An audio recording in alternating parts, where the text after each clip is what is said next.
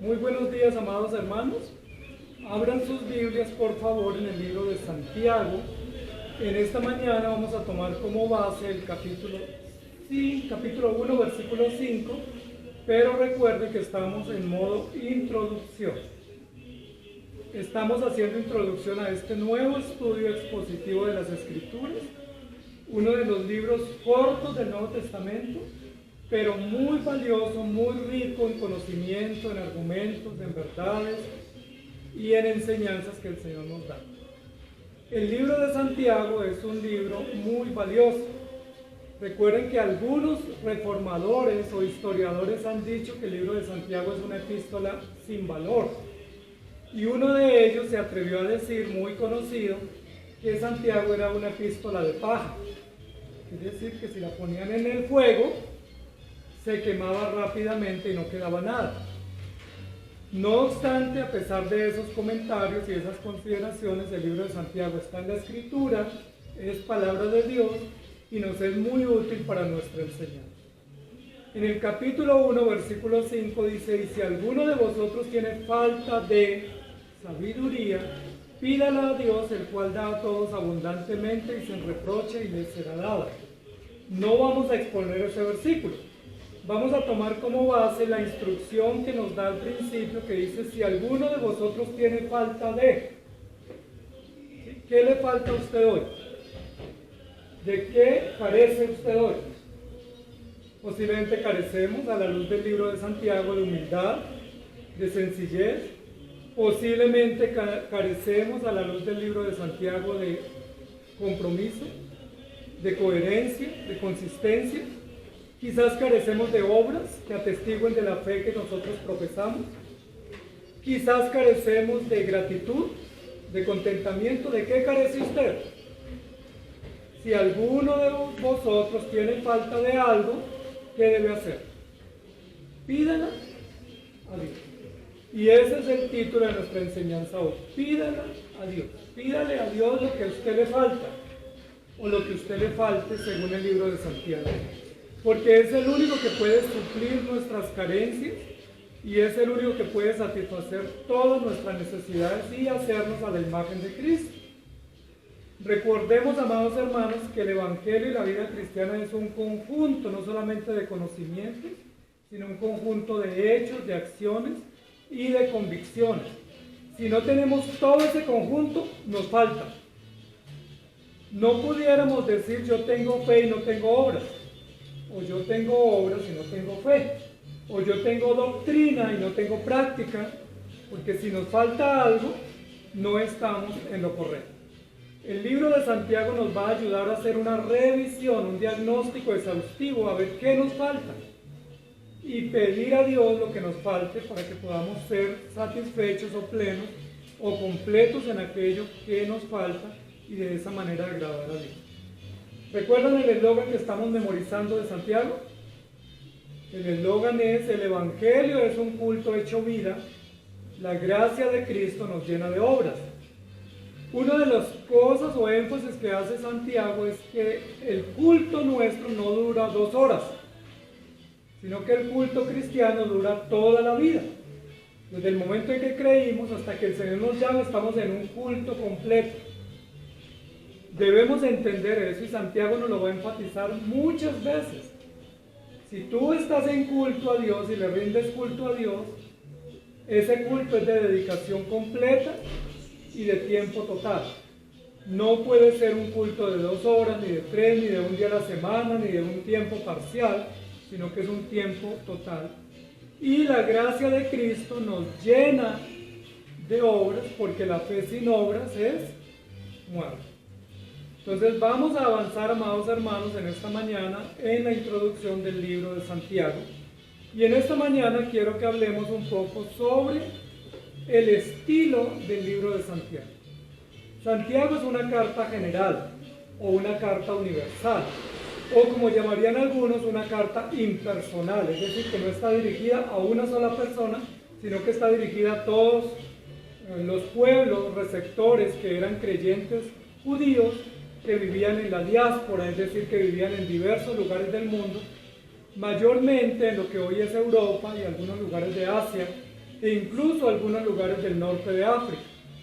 Allá estaban distribuidos los cristianos en ese momento, en Alejandría, en Mesopotamia y en Antioquía o parte de África, sur de África, o lo que era Grecia o es Grecia. Esos lugares estaban ocupados por creyentes dispersos. A esa población es que Santiago toma la vocería para dirigirles este mensaje. Y contrario a muchos de los escritos existentes del Nuevo Testamento, Santiago va a tomar la vocería para mandar una carta corta, una epístola muy pequeña pero muy precisa, muy directa. El lenguaje de Santiago es un lenguaje directo, incisivo, claro, específico y de alguna manera un poco enjuiciador o un poco injurioso. Porque una de las cosas que quiere llamar Santiago la atención es a que nosotros reaccionemos. Y a veces cuando se nos habla suave no reaccionamos. O cuando se nos habla en clave, o cuando se nos habla de manera como hoy en día correcta, ¿cierto? Lo políticamente correcto, no reaccionamos, sino que nos tranquilizamos o nos adormecemos.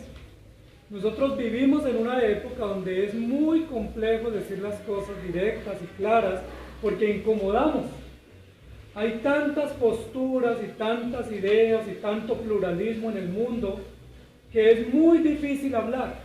Hay que hablar con cuidado porque si usted dice un comentario, ya usted es machista, ya usted es considerado adverso a una postura política o ideológica o económica, entonces como que casi uno termina acomodándose.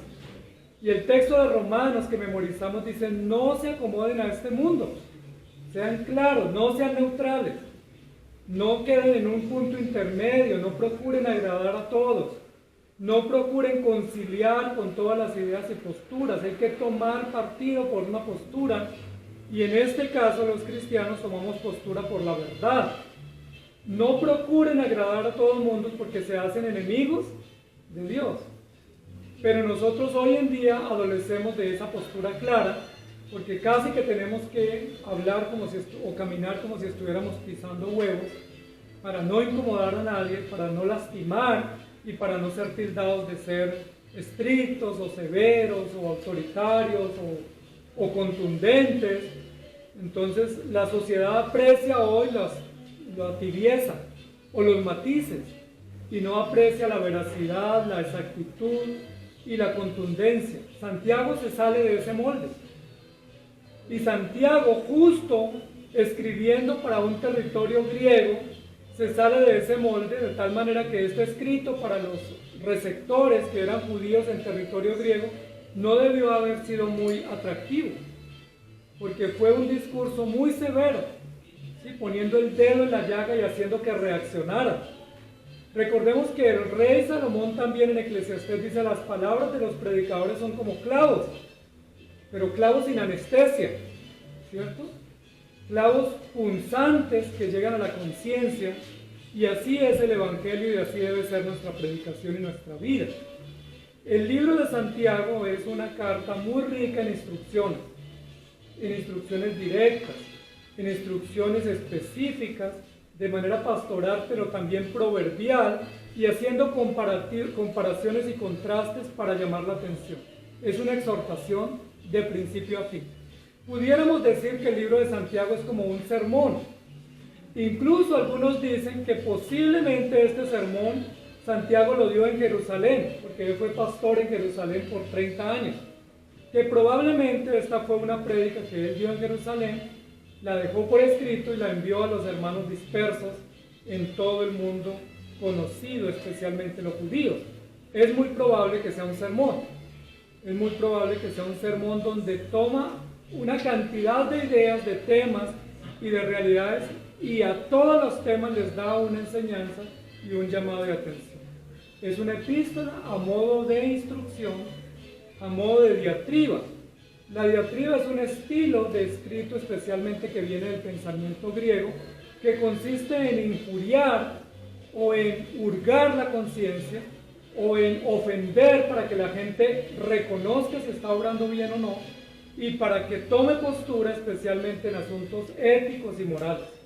Y eso es lo que va a hacer Santiago aquí en esta carta. Es un sermón injurioso a modo de diatriba, donde incomoda a toda la audiencia. Incomoda a los que hablan mucho y les dice que son chismosos, que tienen la lengua larga y que están incendiando el mundo. Incomoda a los ricos de la iglesia, les dice que son opresores, que son injustos y que son descuidados. Incomoda a los que hacen juicios de parcialidad y que desprecian al pobre y al humilde y al sencillo y les dicen que esa no es la religión. Incomoda a aquellos que se creen cómodos en su religión, de conocimiento o de estatus simplemente, y no llevan a la práctica su religión. Santiago, es profundamente incómodo. Es un predicador muy incómodo. Recuerden que a Santiago tenía un apelativo cuando fue apóstol o predicador en Jerusalén, y el apelativo era Santiago el Justo. ¿Sí recuerdan ese texto? Ese era el sobrenombre que él tenía, el Justo. ¿Por qué? Porque ponía las reglas o la medida en la regla, llamaba la atención y no estaba nunca conforme con la medida, sino siempre demandaba más de la audiencia. Siempre decía, hay que hacer más, no estamos en lo correcto. Hay que avanzar más, hay que demostrar más, hay que comprometernos más. Y esa vehemencia y esa justicia y esa severidad, pues le dan esa categoría de justo o de el justo, como se le conoce. Si a alguien le falta algo, pídala a Dios, lo dice Santiago. Dijimos la semana pasada que este Santiago o este Jacobo fue el hermano de nuestro Señor Jesucristo. Y Jacobo significa seguidor o alguien que sigue.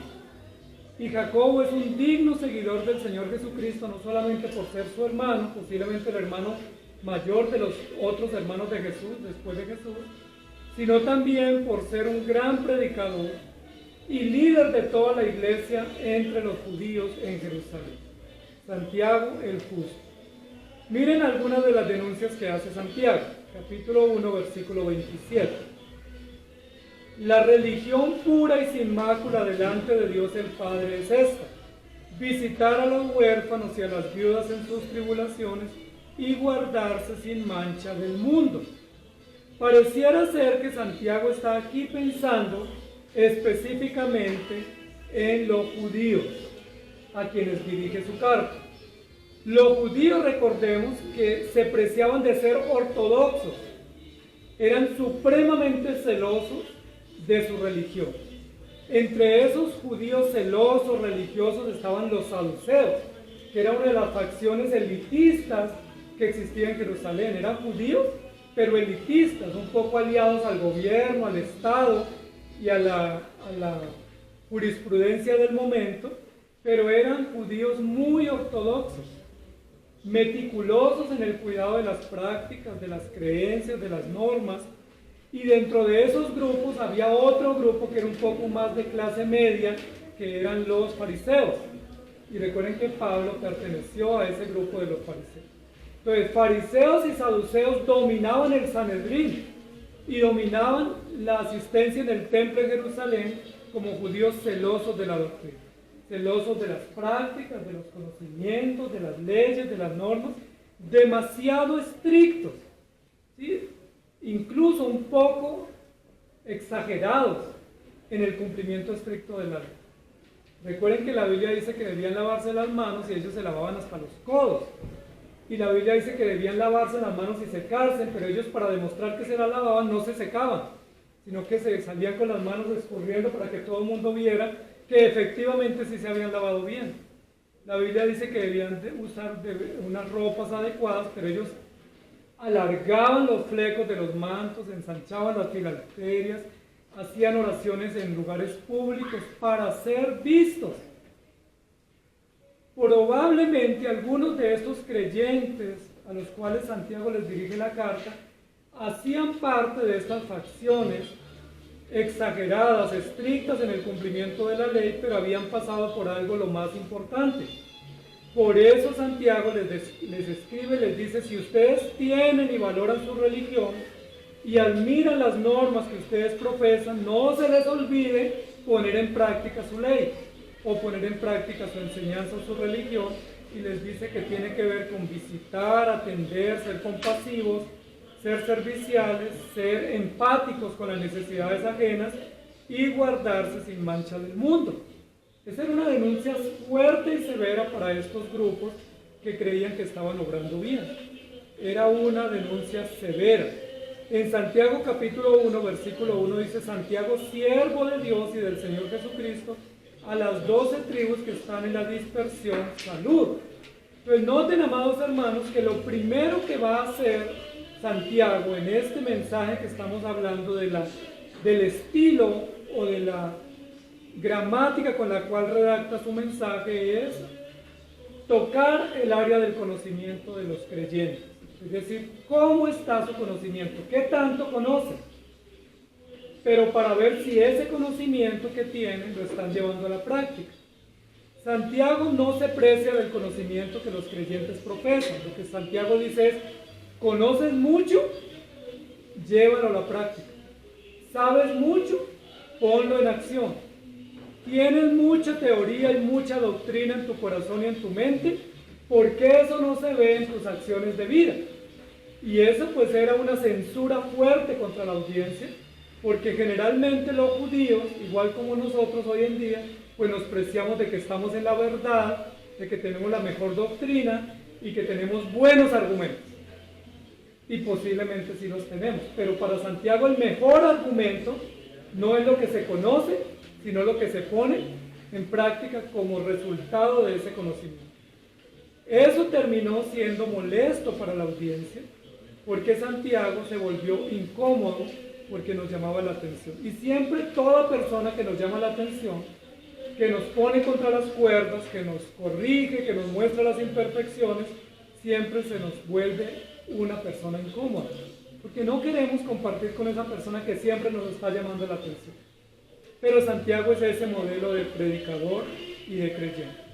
En el texto de Santiago 1:1 dice salud, y luego miren lo que dice Hechos 15:23: y escribir por conducto de ellos los apóstoles y los ancianos y los hermanos a los hermanos de entre los gentiles que están en Antioquía, en Siria y en Cilicia, salud.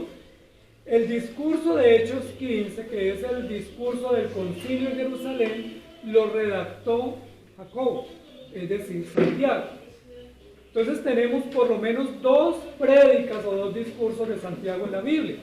El del concilio en Jerusalén, que se dio en Jerusalén con los representantes de la iglesia gentil y judía, y el discurso que Santiago o Jacobo escribe para los hermanos judíos dispersos en los diversos lugares del mundo. En los dos, aunque el discurso es dirigido a judíos dispersos, en los dos usa un lenguaje griego. Y es muy interesante eso, porque esa población receptora del mensaje, aunque era judía que vivía por muchos años en territorio griego. Y cuando una persona de un país vive en otra cultura por mucho tiempo, pues termina mezclando las culturas o teniendo una mezcla en sus prácticas, en su diálogo, en su idioma y también en sus motivaciones. Por eso Santiago, que es judío, usa su nombre griego para escribir y usa lenguaje griego para escribir. Recuerden que el saludo formal de los judíos ortodoxos era shalom, y el saludo apostólico era gracia y paz.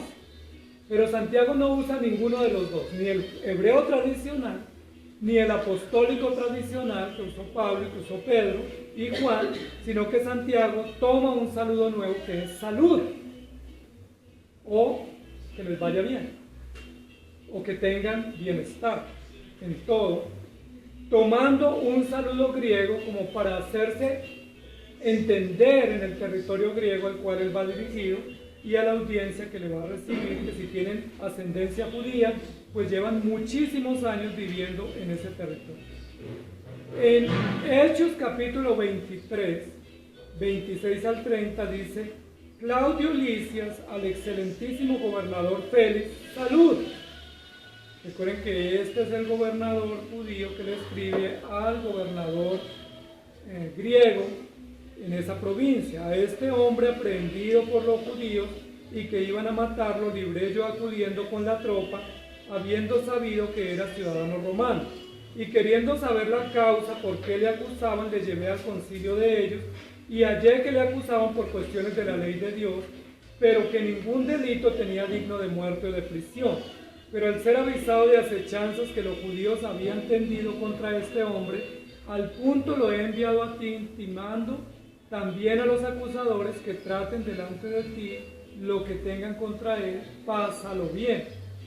Este era el estilo común de las comunicaciones o las cartas o los mensajes que se intercambiaban los líderes políticos en territorio griego. Santiago va a usar ese estilo, ese saludo, para hacerse entender y para mostrar que aunque él era judío, propiamente judío, hermano de Jesús, que había vivido todo el tiempo en Jerusalén, pues va a dirigirse a una audiencia gentil y él quiere ser entendido o aceptado y no incomodar con su lenguaje, sino más bien incomodar con sus instrucciones y con sus exhortaciones.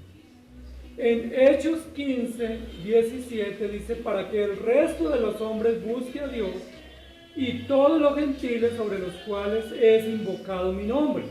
Esta es otra similitud que encontramos entre el concilio de Jerusalén, discurso escrito por Jacobo, y Santiago, la carta que escribió él mismo, en el capítulo 2, versículo 7.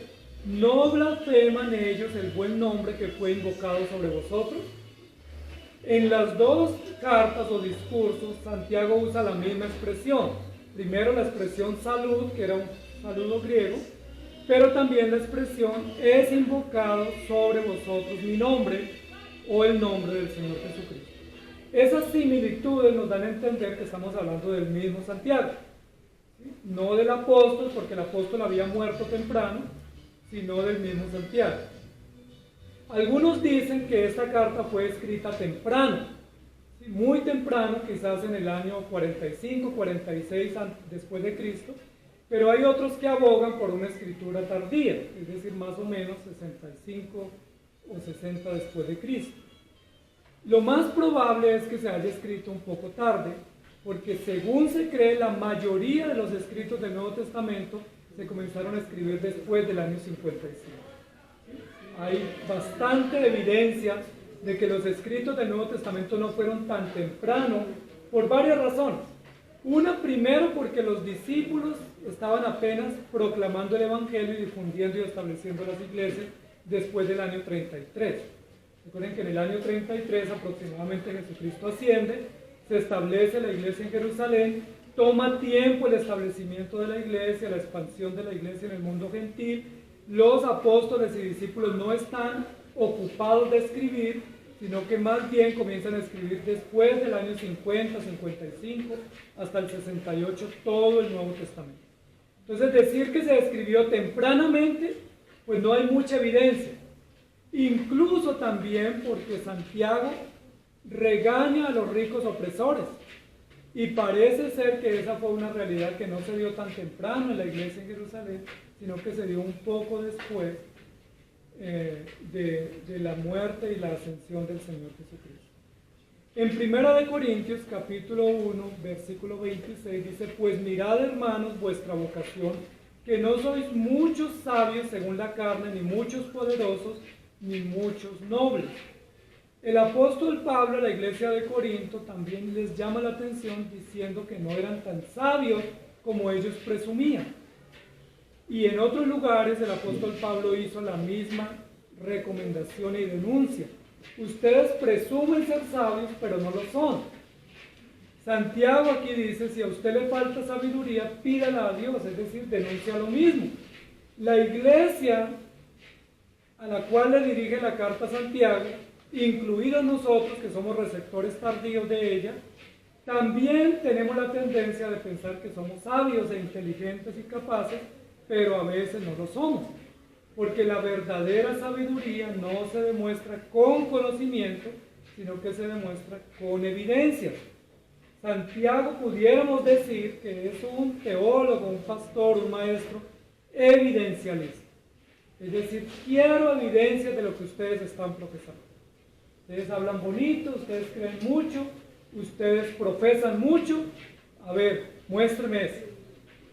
Y ahí pues toma un punto de partida para apoyarse en lo que el apóstol Pablo escribió sobre la fe, pero Santiago hablando de una fe práctica y una fe puesta en acción. Amados hermanos, el libro de Santiago nos va a ayudar a entender que nosotros necesitamos tener profundo conocimiento de las verdades de Dios, pero que ese profundo conocimiento debe tener una motivación. Que si ese conocimiento que tenemos de Dios no está motivado, no nos motiva o no nos moviliza a ponerlo en práctica, no nos sirve de nada. Termina siendo filosofía, información, argumentos, razones, pero no nos sirve para nada porque no lo pusimos en práctica. Santiago es un escritor muy práctico, muy contundente porque llama la atención a poner en práctica lo poco o lo mucho que vamos a aprender. Y creo que necesitamos urgentemente ese mensaje para nosotros. Santiago apela al conocimiento y luego apela a la actitud, porque nos dice que el conocimiento nos es útil si transforma nuestra manera de vivir, y si ese conocimiento que transforma nuestra manera de vivir nos lleva a comprometernos con Dios y con otros. De lo contrario no sirve, es teoría. Y amados hermanos, nuestra sociedad está llena de tantas teorías. Hay teorías y técnicas para todo, pero a veces adolecemos de moral, de ética, de coherencia, de orden, de principios y de todas las actitudes profundas de vida que muchas veces no tenemos. Ahora, no tenemos no porque el Evangelio no las provea, no las tenemos porque nosotros teniéndolas estructuradas en el conocimiento doctrinal, no nos vemos interesados en llevarlo a la práctica y simplemente queremos conocimiento. ¿Recuerdan qué era lo que buscaban los judíos especialmente? Conocimiento. El apóstol Pablo dice, los judíos buscan conocimiento. Estaban muy interesados en el conocimiento y los griegos buscaban señales. Y nosotros no podemos olvidarnos que debemos procurar el conocimiento, pero el conocimiento que transforma. Pídale a Dios si le falta algo, pídale a Dios. Santiago nos va a ayudar a entender, amados hermanos, que ese conocimiento, para que sea práctica o sea acción de vida, debe pasar por un recurso que Dios sabiamente provee para el cristiano. ¿Saben cómo se llama ese recurso? No sé si les agrada mucho, pero se llama la prueba. La prueba. Santiago va a hablar muchas veces durante su corto discurso sobre la prueba y nos va a decir, la prueba de que usted es aprobado es que pase la prueba. La prueba de que usted esté en Cristo y que ese conocimiento que tiene le sirve es que usted soporte la prueba. Y nos va a decir que es muy valioso para el creyente pasar por diversas pruebas y someter la fe a prueba y someter el carácter a prueba y someter nuestras acciones a prueba para saber si son aprobadas. ¿Cómo les parece a ustedes ese tema? Nosotros no nos gusta de entrada el tema de la prueba. ¿Sí? Uno, por ejemplo, cuando está estudiando, va bien en el semestre o en el bimestre hasta que le dicen la otra semana hay examen o hay pruebas. Cuando le dicen hay pruebas, uno ya se asusta, se pone nervioso y uno ya se inquieta porque uno no quiere enfrentarse a la prueba. Cuando uno está en el trabajo, uno va cómodo en el trabajo, pero cuando le dicen la otra semana hay auditoría, o viene el jefe, o hay que entregar informes, o hay evaluación o valoración de las funciones o los cargos de ustedes, uno enseguida se pone nervioso y no duerme, y uno se pone ansioso y dice ya me molestaron demasiado, no sé con qué va a salir el jefe, pero normalmente, aunque proyectamos esa ansiedad hacia terceros, realmente es nuestra angustia, nuestra preocupación de saber que no queremos la prueba y que muy probablemente en el transcurso de la prueba o en la aplicación de la prueba, pues la vamos a perder. Si yo como funcionario estoy consciente de que he hecho las cosas bien, no me debiera asustar la visita del jefe o la supervisión o la auditoría a mi cargo. Si yo como estudiante me he preparado y he estudiado a conciencia, pues el tiempo de la prueba o la evaluación no me debiera angustiar, porque pues, me van a preguntar de lo que yo estudié. ¿Por qué me preocupo cuando me dicen que hay examen? Porque hay prueba. ¿Por qué me angustio? Me pongo nervioso y me pongo ansioso. El apóstol Santiago, o el predicador Santiago que nos va a hablar acá, nos va a decir, todos necesitamos la prueba. Y la prueba no solamente es un recurso provisto por Dios, sino que además de eso no la podemos evadir, ni podemos alterar el resultado, porque es un recurso que Dios provee para aprobar a los cristianos. Pudiéramos decir que la prueba que Dios pone o permite para el cristiano no es un estorbo. Uno a veces piensa que la prueba es un estorbo. Más bien pudiéramos ver la prueba como una manera de Dios empujarnos a avanzar, de Dios animarnos y decir, hay que avanzar, no te quedes estático. Las pruebas nos sirven para autoevaluarnos, para hacer autocríticas, para hacer evaluaciones profundas y para saber en qué estamos. Y Santiago nos va a decir, la prueba es muy importante. ¿Por qué probablemente Santiago toma esta temática? Porque la audiencia a la cual escribe es a judíos dispersos, producto de la diáspora, por las persecuciones que estaban teniendo, por los soldados romanos y por toda la religiosidad hebrea, que los estaban persiguiendo. Ellos estaban dispersos. ¿Qué pensarían los creyentes en esa dispersión? ¿Pensarían que la prueba era producto del imperio? ¿Pensarían que estaban viviendo esa situación a causa de los religiosos judíos? ¿Pensarían que qué estarían haciendo mal que se merecían ese dolor tan grande de estar desarraigados y exiliados de su tierra? Sin embargo, el apóstol Santiago, el predicador Santiago les dice, no, es que la prueba Dios la puso. Y la prueba es necesaria. Y es necesario que ustedes enfrenten la prueba de vuestra fe para saber si son aprobados o no. Ahora, ¿qué nos enseña Santiago en medio de la prueba?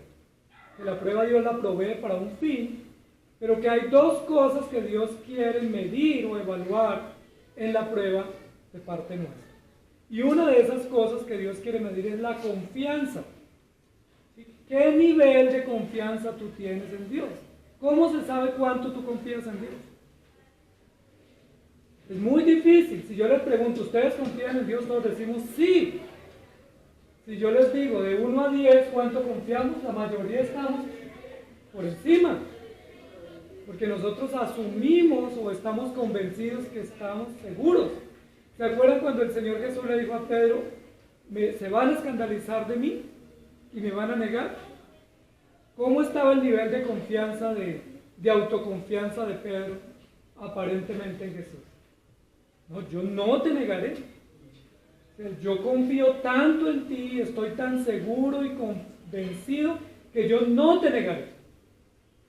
Y el Señor le dijo, vele y ore para que no entre en tentación. Pero aún así Pedro dijo, te aseguro que no te voy a defraudar. El nivel de confianza de Pedro era altísimo. Y recuerden que hoy en día todos esos movimientos de motivación y de neurociencia nos hablan de confía en ti mismo, anímate, háblate a ti, tú lo puedes, el límite eres tú, confía porque tú lo vas a lograr, rompe los límites. Y Pedro hacía parte de esa escuela en ese momento, de la neurociencia antigua, donde Pedro dice, yo no te negaré, te lo aseguro. Pero el Señor puso una pequeña prueba para Pedro, y recuerdan qué le pasó a Pedro. La confianza de Pedro se desinfló. Pedro realmente no confiaba en el Señor. ¿Se acuerdan cuando Pedro caminó sobre las aguas? Vio a Jesús que se acercaba y le dijo, haz que yo camine sobre las aguas. Y le dijo el Señor, ven. Y Pedro dio unos pasos y comenzó a hundirse y le dijo, Señor, sálvame. ¿Cómo era el nivel de confianza de Pedro? Pues no era muy robusto, era muy inestable. Él pensaba que confiaba, pero no lo era. La pregunta es, ¿cómo está tu confianza en el Señor? Porque a veces si nos preguntan, nosotros creemos que estamos arriba, así como Pedro, ¿sí? Para las que sea, si me toca morir, si me toca que me martiricen, si me toca entregar mi vida, yo doy mi vida por el Señor. Pero a veces viene una pequeña prueba en el trabajo, o en la casa, o en la iglesia, ¿y qué pasa con nuestra confianza? Se deshace, ¿cierto? Se derrite, se desvanece porque no es una confianza robusta en las bases correctas y con los motivos correctos. Santiago nos va a decir eso. Parece ser que Santiago conoce muy bien la audiencia a la cual está escribiendo, y Santiago se está dando cuenta que esta comunidad creyente en territorio gentil está sin confianza en Dios. Y como no tienen confianza, les escribe para ponerles el dedo en la llaga y decirles: ustedes tienen conocimiento, tienen normas, tienen principios, los tienen arraigados, los saben, los memorizan, pero esos principios no los están poniendo en práctica, y cuando está viniendo la prueba, ustedes no logran confiar en el Señor. Entonces, amados hermanos, la prueba de la fe es para medir el nivel de confianza. Y recuerden que el nivel de confianza o la confianza es un intangible, y los intangibles es muy difíciles de medir, son difíciles de medir, porque es una cuestión que no se puede cuantificar. Entonces, ¿cómo se mide un intangible? O un valor, un principio metafísico como la confianza. ¿Cómo se mide? Se mide a la luz del compromiso. Pues Santiago nos va a decir lo siguiente: ustedes tienen conocimiento, pero ese conocimiento no lo están poniendo en práctica. Entonces Dios providencialmente ha mandado o ha permitido pruebas en la vida de ustedes para que se muestre el nivel de confianza. Y ese nivel de confianza tampoco es una cuestión de percepción o de sensación, sino se ve y se califica a la luz del compromiso. Es decir, si tú asumes compromisos serios, firmes y estables en lo que tú crees y haces, allí se mide la confianza del creyente. ¿Me hago entender? Es conocimiento mediante prueba, mide confianza a través del compromiso. Eso nos va a decir Santiago en toda su carta. Y Santiago toca todas las esferas de la vida del cristiano, que es una de las cosas magistrales en el escrito de Santiago. Porque Santiago dice: si tú vienes a la iglesia, y gracias a Dios por los que vienen a la iglesia, porque es un deber cristiano, pero cuando tú llegas a la iglesia, miras al que está al lado, y el que está al lado no te parece agradable, no te huele a rico, o no tiene un buen vestido, y tú le dices: yo me cambio de silla o de sitio o de banca, ¿qué estás haciendo? Recuerden que ese es un punto interesante que a veces uno lo pasa por alto. Uno dice: es que yo me hago aquí con los míos porque es que tengo amistad con ellos, pero a veces me hago con los míos porque no quiero estar con los otros. Y esa cuestión de parcialidad la ataca el profeta o el escritor Santiago, diciendo: aún en el culto, aún estando sentados en el santuario, nosotros pecamos contra Dios y contra los hermanos, porque hay algunos a los cuales no nos atrevemos a arrimar, porque nos parecen o superiores o inferiores, o porque pensamos que nosotros somos mejores y ellos no son tan buenos como nosotros. ¿Les ha pasado? Si llega uno con vestido espléndido y anillo de oro, ¿qué le decís? Ven, siéntate en el lugar privilegiado, porque tú eres muy importante para nuestra iglesia.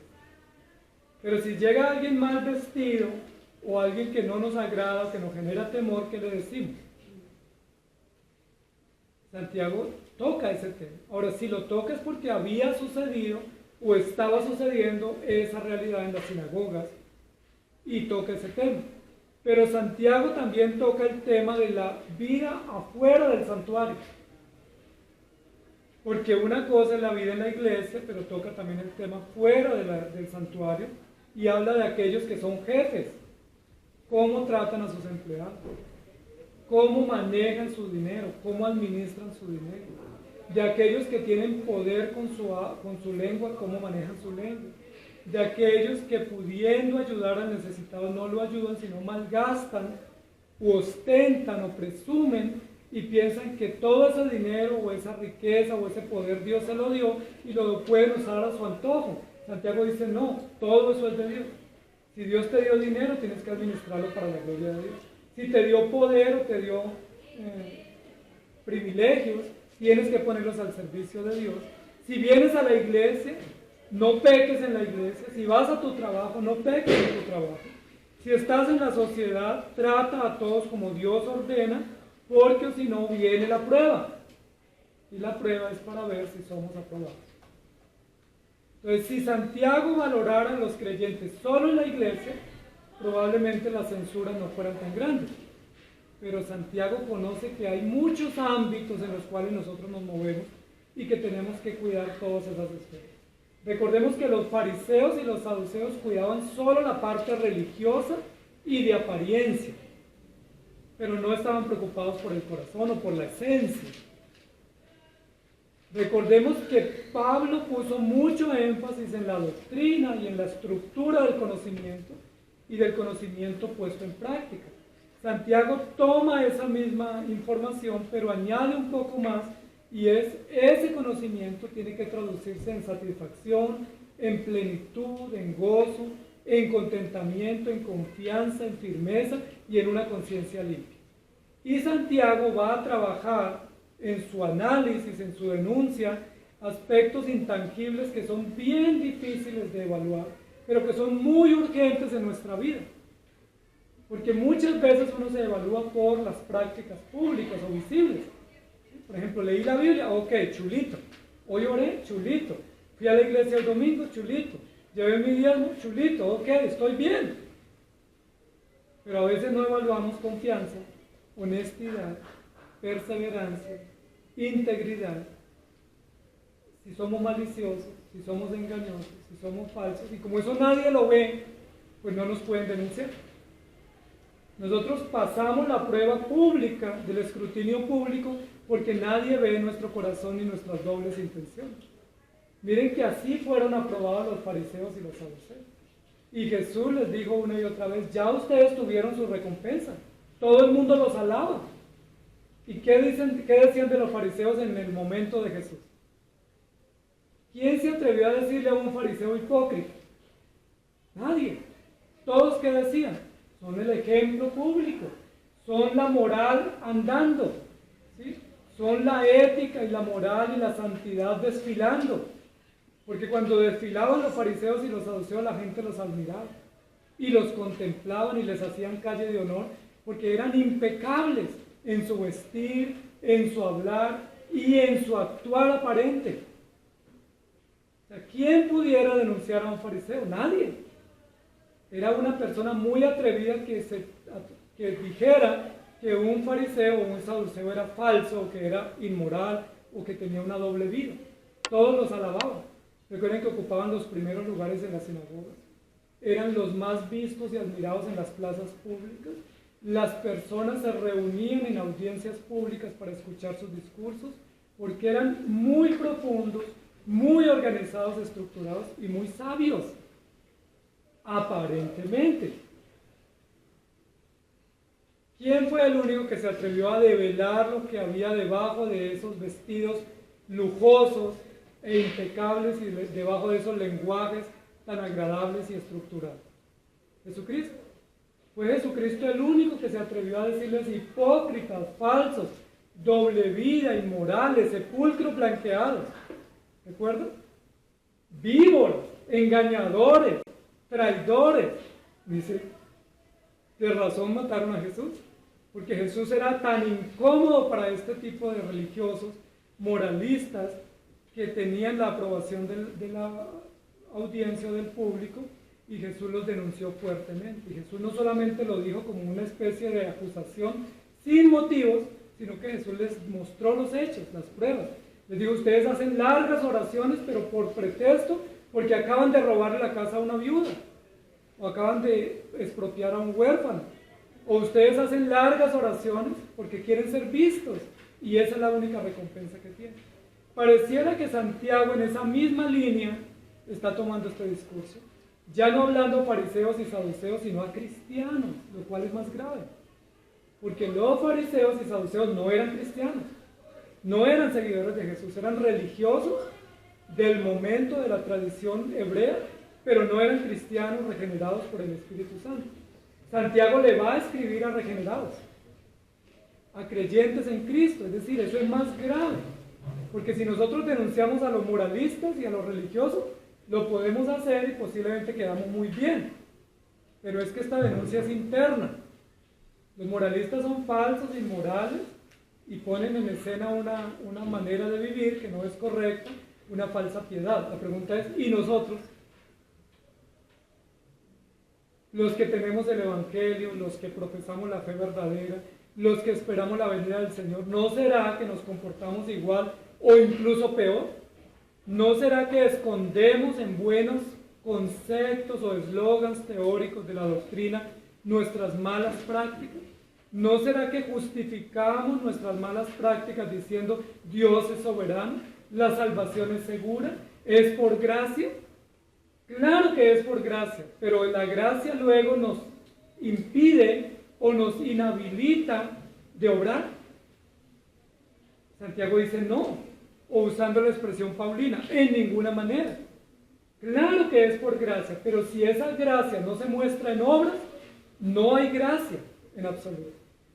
Y ahí es donde la conciencia es redarguida y donde somos estremecidos, porque es muy fácil para nosotros con la doctrina que profesamos decir, pues la salvación es del Señor. No importa lo que yo haga, estoy en la salvación de Dios y la salvación es segura. Yo puedo pecar o desconfiar o desanimarme, pero si yo soy salvo, Dios lo sabe y Dios va a hacer que persevere su palabra y su espíritu hasta el fin. Eso es cierto, pero también es cierto que si esas verdades son absolutas, me tienen que movilizar a la práctica, al amor, a la justicia, a la compasión, a la ayuda mutua, al despojo de las condiciones pecaminosas y a buscar la perfección. 7 veces Santiago habla de perfección en su carta. ¿Por qué? Porque aunque estamos en Cristo, el creyente debe procurar, debe anhelar y debe encaminarse hacia la perfección o hacia la santidad. No por obras propias, sino por obras provistas por Dios, pero hay que obrar. No pudiéramos aceptar que un creyente que profesa la fe verdadera y tiene el conocimiento verdadero no obre de acuerdo al Evangelio. No es aceptable. Santiago lo dice, no es aceptable porque si es así, la religión del tal es vana. Y recuerden que todo lo vano es lo que describe Eclesiastés, que es el que vive en función de lo temporal y no en función de lo que va más allá del sol. Amados hermanos, Santiago toca el tema de los motivos. Y los motivos es uno de los recursos nuestros que es muy difícil descubrir. Porque nosotros escondemos los motivos, los justificamos, los matizamos y nos acomodamos.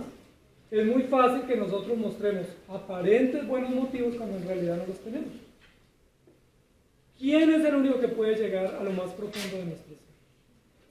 La palabra de Dios, que es viva y eficaz y penetra hasta partir el alma y el espíritu, llega a las coyunturas y los tuétanos y discierne las intenciones.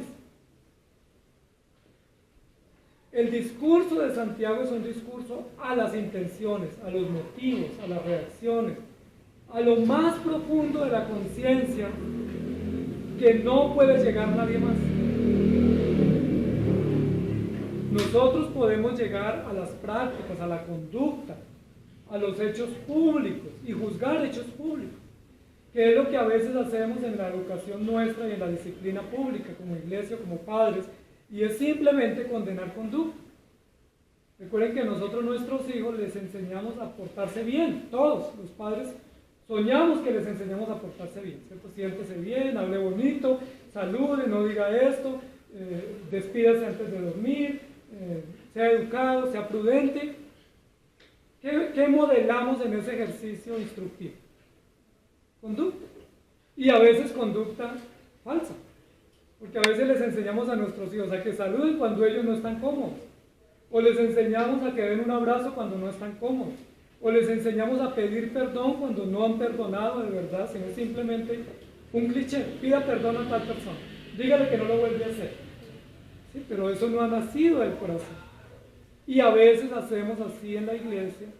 Y muchas veces nuestra mayor instrucción como pastores, ancianos y maestros va simplemente a la conducta.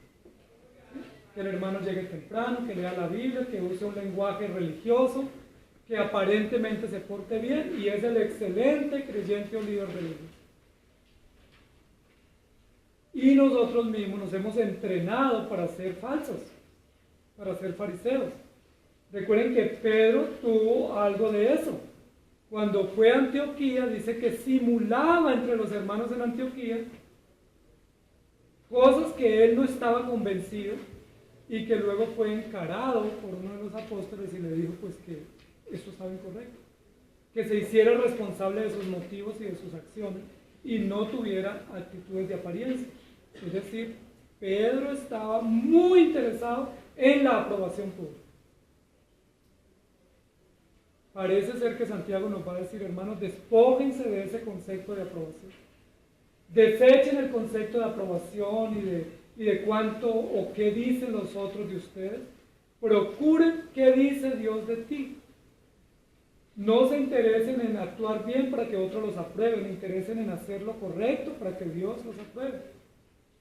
La religión de estos creyentes en la iglesia a la cual Jacobo escribe era fabulosa, porque dice que eran juiciosos en la iglesia, se congregaban, cantaban, ofrendaban y hacían oraciones, pero Santiago los denuncia, dice, pero cuando están haciendo eso, están mirando de reojo al que está al lado.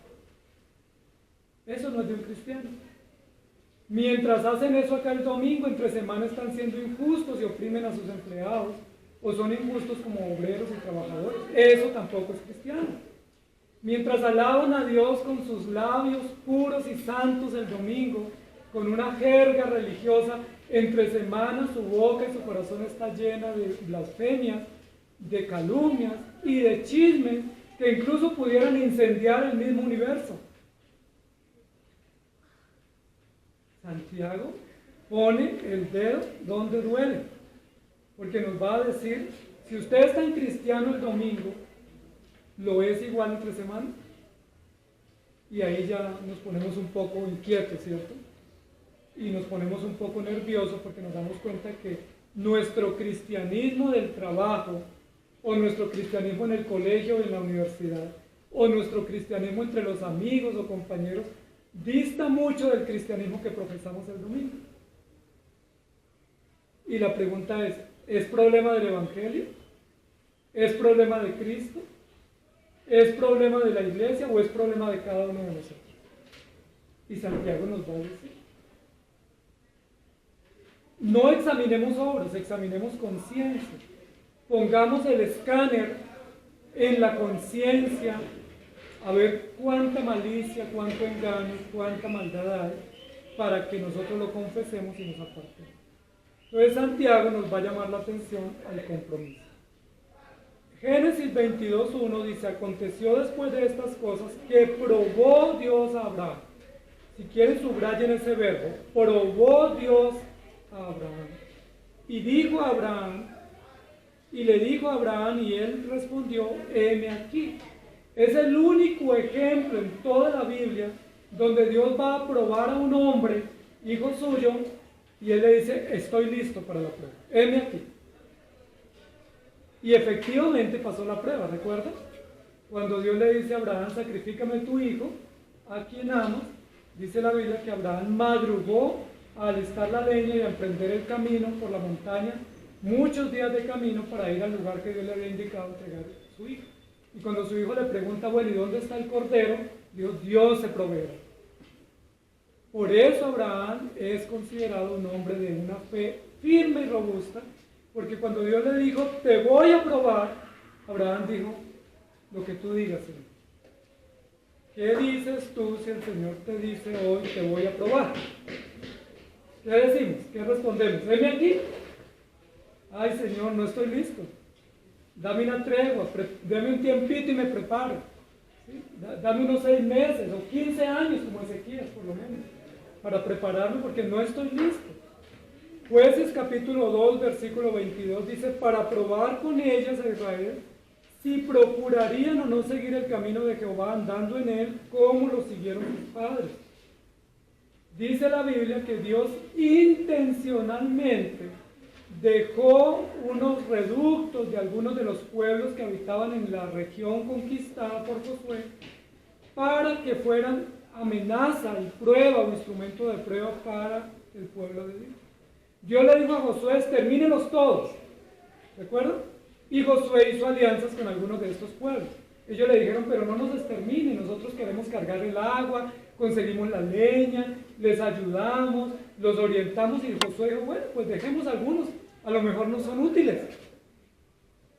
Pero aquí en este texto dice que fue Dios el que hizo que estos grupos nómadas o estos grupos guerreros quedaran en medio de Israel. ¿Con qué fin? No era para que sirvieran al pueblo, sino para que probaran al pueblo para ver si seguirían en el camino de Jehová y andaban con él como siguieron sus padres. Amados hermanos, Santiago nos va a decir, a veces el trabajo y las relaciones en el trabajo son un medio para Dios probar nuestra fe. A veces los amigos no cristianos o familiares o conocidos no cristianos son un medio para Dios probar nuestra fe. Porque a veces ese amigo le dice a uno, camine, lo invito a tal diligencia. Eso no pasa nada, vamos y regresamos y no pasó nada. Y ahí está Dios probando nuestra fe. Y a veces, ¿qué decimos nosotros? Oye, ¿verdad? ¿Cierto? Bueno, ya vengo. A veces esa amistad no cristiana, o ese colega en el trabajo, o ese vecino, o esa visita de fin de año, termina siendo un medio de Dios probar nuestra fe. Para ver si andamos en el camino de Dios o no. Luego en Jueces capítulo 3, 1 al 4 dice, estas pues son las naciones que dejó Jehová. Mire que no fue Josué. Dejó Jehová para probar con ellas a Israel, a todos aquellos que no habían conocido todas las guerras de Canaán, solamente para que el linaje de los hijos de Israel conociese la guerra, para que la enseñasen a los que antes no la habían conocido. Los 5 príncipes de los filisteos, todos los cananeos, los sidonios, los heveos que habitaban en el monte Líbano, desde el monte de Baal Hermón hasta llegar a Amad, y fueron para probar con ellos a Israel, para saber si obedecerían a los mandamientos de Jehová que él había dado a sus padres por mano de Moisés. ¿Cómo les parece? Aquí dice Dios preservó 5 pueblos que quedaron dentro del pueblo hebreo, del territorio hebreo, y Dios los preservó con un único objetivo, para que ellos le hicieran la guerra. Recuerden que los filisteos fueron eternos enemigos del pueblo de Dios. Recuerden que los sidonios, los heveos, los eteos, los amorreos, moabitas, amonitas, fueron enemigos del pueblo de Dios. Y me dice, ¿por qué Dios no los exterminó pudiendo hacerlo? Porque era un látigo para el pueblo de Dios. Era una vara para castigar al pueblo, para medir si confiaban, creían y dependían del Señor. Amados hermanos, ¿qué látigo tenemos nosotros? Sí, a veces uno ve de manera tan inofensiva a sus vecinos, sus familiares no creyentes, sus compañeros no creyentes, pero a veces son la vara que Dios usa para medir el nivel de nuestra fe y nuestro compromiso. Y muchas veces perdemos la prueba. Si usted no tiene confianza, pídala a Dios. Si usted no tiene convicción, pídala a Dios. Si usted no tiene compromiso, pídalo a Dios, porque Dios da abundantemente. Santiago nos va a ayudar a articular 3 conceptos interesantes: conocimiento, contentamiento y compromiso. Es decir, el verdadero conocimiento debe traducirse en una actitud de deleite, alegría, satisfacción y gratitud. Pero esa gratitud y ese deleite que produce el buen conocimiento nos debe llevar a asumir compromiso. Y es muy importante y desafiante esa carta en momentos sociales y civiles en la cual nadie se compromete con nada. Nadie se compromete. Uno no se quiere comprometer en el trabajo mucho, en la familia tampoco, en el vecindario tampoco, en el trabajo tampoco, en el colegio y en la iglesia menos. Entonces uno viene y rapidito se descabulla. En el trabajo hace lo mismo y en todos lados hacemos lo mismo, porque no queremos asumir mayores compromisos. Vivimos en una sociedad así compleja, donde pareciera ser que el compromiso es como contrario al deber ser. En cualquier lugar, si usted se compromete mucho en el trabajo, ¿qué le dicen sus compañeros? Usan palabras soeces, ¿cierto?, para ofender. Si usted se compromete mucho en la iglesia, ¿qué le dice la familia? O los amigos. También lo condenan y lo censuran. Deje de estar metido en la iglesia, usted se lo pasa allá, ¿qué hace? ¿Qué le dan? Si usted se compromete mucho con su familia, ¿qué le dicen los de fuera de la familia? Bueno, pero pida permiso, pida un día libre, pida descanso, porque todo el tiempo ahí encerrado con su familia, no se cansa de verle la cara. Es decir, todo el mundo nos censura si asumimos compromisos en el hogar, en el trabajo o en la iglesia, porque el compromiso es mal visto en esta época. Pero Santiago nos va a decir, si usted es cristiano, tiene que comprometerse. No importa lo que los demás digan.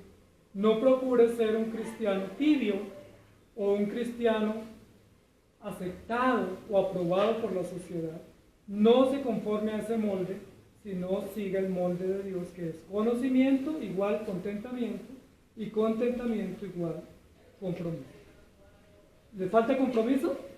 Pídanlo a Dios. ¿Le falta contentamiento? Pídanlo a Dios. Nos falta conocimiento, pidámoslo a Dios, porque Él nos da abundantemente para que nosotros tengamos lo suficiente. Que el Señor nos ayude. Señor, gracias te damos por tu palabra, porque como siempre tu palabra es viva y eficaz. No hay detalle en ella que no venga de ti, que no sea valioso y eficaz y que no sea necesario para nosotros. Hoy nosotros, como la audiencia de esta escritura de Santiago, necesitamos urgentemente que nos digas con claridad y de forma directa y contundente, incluso ofensiva si fuese el caso, lo que necesitamos hacer para corregir, para mejorar y para ser aprobados por ti. Ayúdanos, Señor. Nos hemos acostumbrado a una sociedad que nos pone anestesia a todo y no nos dice y no se atreve y no es clara. Pero quisiéramos que tu palabra nos diga la verdad, nos exponga, incluso nos ofenda, nos humille, para que podamos ser aprobados por ti. Ayúdanos, Señor, porque podemos caer en el peligro de acomodarnos a una sociedad peligrosa, de aceptar las ideas públicas y comunes de la sociedad y de estar lejos de la verdad. Es probable que algunos de nosotros seamos tan buenos religiosos y tan buenos cristianos, pero tan malos hijos tuyos. Es probable que algunos de nosotros estemos llenos de conocimiento, llenos de enseñanzas y de instrucciones correctas, pero malas prácticas, malas acciones y una mala conciencia. Escudriña nuestra conciencia, por favor. Sacude nuestra conciencia, límpiala con tu palabra y ayúdanos a crecer en los deberes y los encargos que tú nos has dado como evidencia de que tenemos la fe y de que somos hijos tuyos y que estamos aprobados. Te pedimos todo esto en Cristo Jesús. Amén. Que el Señor les bendiga, amados hermanos.